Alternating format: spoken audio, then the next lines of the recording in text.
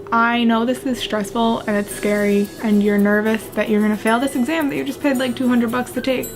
But here's the thing. If you are taking this exam to go to LPN school, you probably need a 55.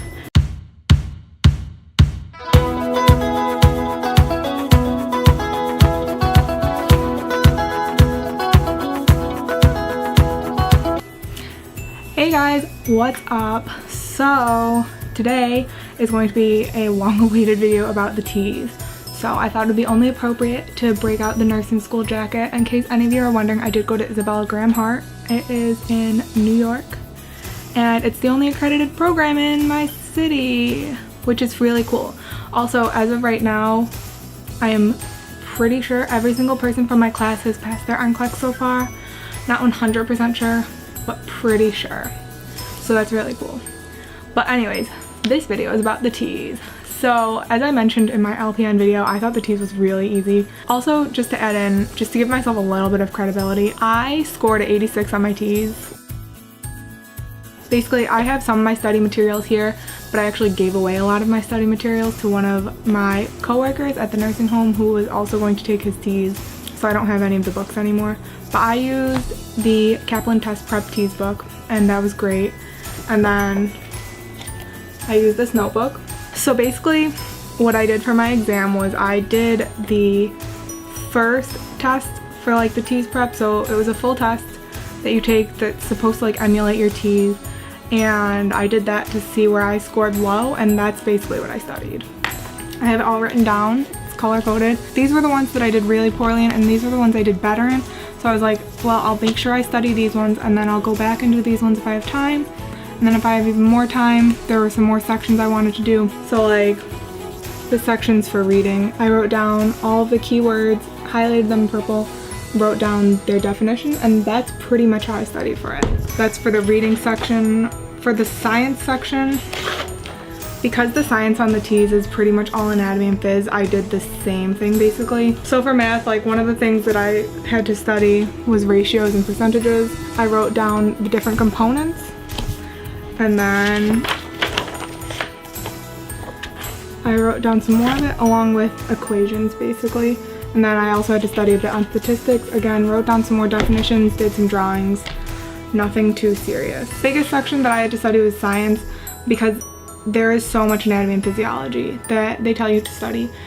And a lot of it's on there, but at the same time, you could definitely get into an LPN program without studying it. Here's my skeletal system in the beginning of it, a ton of things. This is all skeletal system. But then in red, I had my different like mnemonics and things like that. In green, I also put like different notes and different things that were important, but I wasn't like reading straight from the book. And that's basically how I studied for the whole thing. The exam is 170 questions and you have 209 minutes. However, there is a break in the middle of that, and then they do like little breaks in between each section. Your first section is your reading section. It has 53 questions and you have 64 minutes to take it. Your second section is the math section. It's 36 questions and 54 minutes. Your third section is the science section, and that has 53 questions and 63 minutes.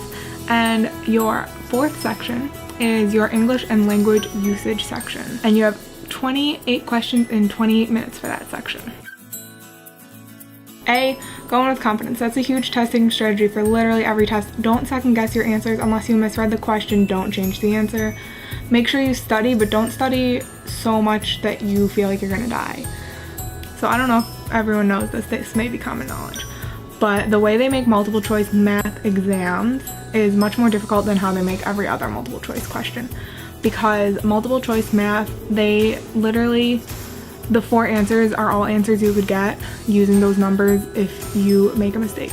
So say the question is like a proportion, they may have one of the answers if you do it, one of the answers is like if you do it properly, and then one of the answers is if like you subtract instead of add, and one of the answers is if you divide by 2 instead of dividing by 2.4, and one of the answers could be if you do 3 decimal places instead of 1.